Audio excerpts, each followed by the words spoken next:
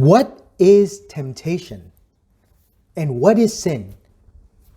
Friends, in the first Sunday of Lent, it's always about temptation and overcoming temptation and sin in our life.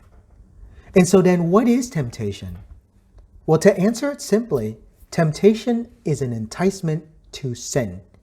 In other words, temptation is not sin, but if we're not careful, it will lead us to sin. I'm sure we've all had moments of temptations in our own life, and we can relate to this. And so the question is this: does that temptation that we face at that particular moment in time lead us to sin? Well, let me give you some examples, and this will help a lot. Let's just say that you're a person who overcame a drinking problem sometime in the past. You were struggling with alcohol and now you've passed that stage and you've overcome it. Now, let's just say, for example, your friends invite you to go hang out with them at the bar, right? At a bar, and then your more friends come. And so then the question is, would you go? Would you put yourself into a situation of temptation and sin? And to go even deeper still, if you say yes, would you be able to resist the temptation? Does one drink become 2, become 3, become 10? Right? So this is something to consider here. You see, temptation is that enticement that leads us to sin. Now, let me give you another example. Let's just say, for example, you are someone who struggled with lust and sexual sins in the past. Now, would you put yourself in a situation where it's easy to be tempted? And then this temptation leads you to sin. Think about it. Temptation is that force that pushes you into sin. And even if you want to resist the temptation, sometimes it's not easy, and we all know that. And so let's say, for example, if you are married, right, you exchange your vows to your spouse and say, I will always be faithful to you. But then you have a coworker who is so good to you, and you spend a lot of time with that person, let's say. And if you're not careful, what do you think will happen? Perhaps emotions and feelings can come in, and then next thing you know, you are faced with temptation. And if you're not careful, that temptation will lead you into sin. And so then sin is defined as an offense against reason, against truth, and right conscience. Sin is failure in genuine love for God and neighbor caused by a perverse attachment to certain goods. It wounds the nature of man and injures human solidarity. Sin has been defined as an utterance, a deed, or a desire contrary to eternal law. Now, you can find what I just shared right there in the Catechism of the Catholic Church, paragraph 1849.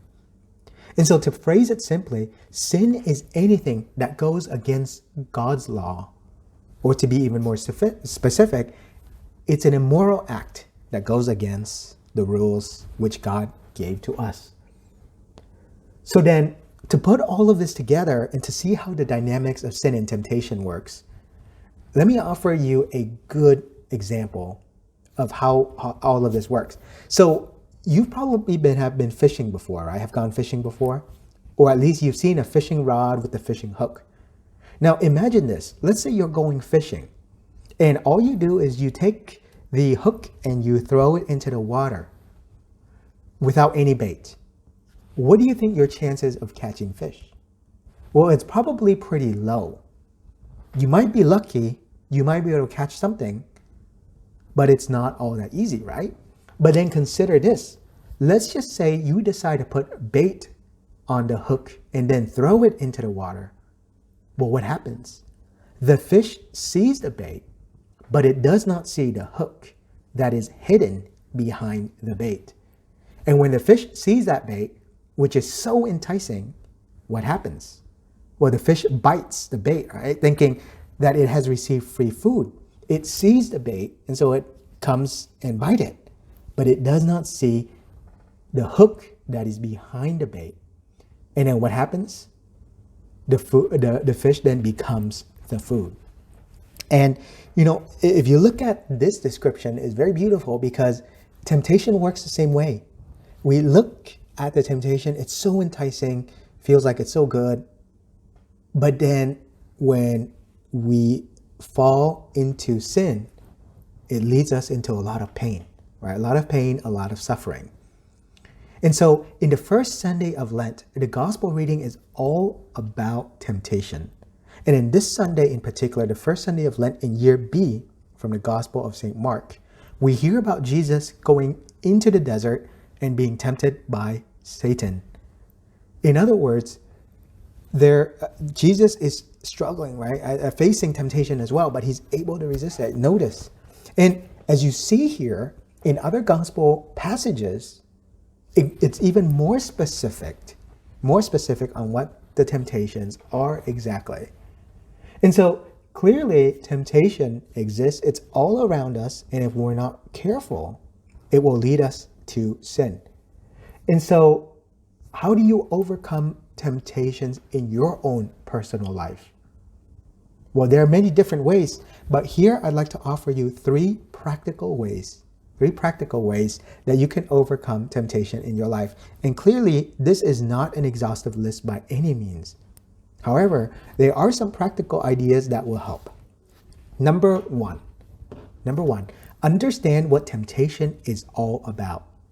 Well, if you have a good understanding of what temptation is, you may be able to cut off that temptation before it goes too far.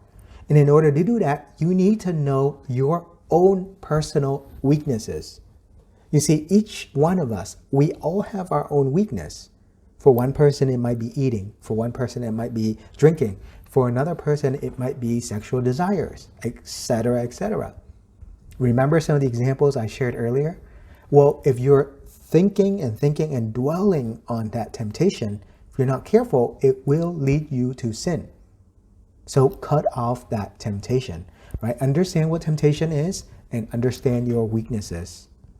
Point number two, find a good support group.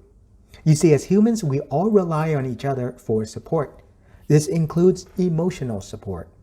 If you are weak in an area, a trusted friend can hold you accountable to your temptations. For example, let's just say you have that drinking problem again. A trusted friend can help you to stay away from alcohol. And let's just say, for example, you are together with a group at a bar. That friend can hold you accountable and help you to be responsible for your actions. You see, good friends do help. In a support group, at least have one trusted person that will hold you accountable. That's the key there. Right? Okay, so that's number two. Find a good support group or at least one trusted friend who would hold you accountable. And finally, point number three, spend more time in prayer. Lent is a time for prayer and reflection. And prayer helps you to get in tune with God. You see, prayer helps you to recognize your own spiritual desires and needs and how you can overcome them. You see, whatever struggles and temptations you face in your own life, offer them to God and pray and ask for His help and His guidance. Prayer really helps, and you can pray for others as well who are struggling with various different temptations in their own personal life. And so, friends, in this first Sunday of Lent, reflect on the various temptations that you face in your life. What are the weaknesses that you still struggle with? And what can you do to overcome them? You see, Lent is a journey, and it's a journey into our inner self to get to know our weaknesses, our failings, our problems, our sins, so that we can do better and grow stronger spiritually. So in this time of Lent, in this season of Lent, in this journey, spend the time in prayer, spend the time in reflection, and go deeper in your faith, asking the Lord to help you overcome the weaknesses that you face in your life. Have a blessed Lent, and may God bless you.